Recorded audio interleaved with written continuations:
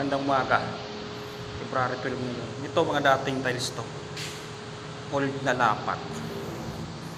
So makikita nyo naman oh. Basang-basa pang balitada. So adhesive puro. Yan, repair. Dati na baklas ulit. Yan. Ito ang sakit ng 60 by 60. Yang area na yan, ni-repair ko na rin yan. Yan, ni-repair na rin ng foreman ko. So, ito ang sakit ng 60 by 60. Mga lumang lapat. 3 araw ako dito. Simbahan ito mga lods. Born again Christian na simbahan. Ito mga lods.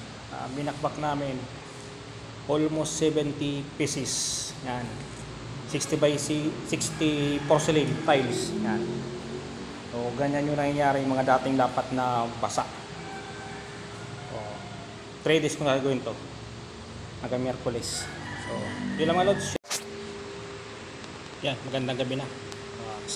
February 12. Yan, 15 pieces, alas 5 hanggang alas 7 ng gabi. So, yan lang muna. Follow for more.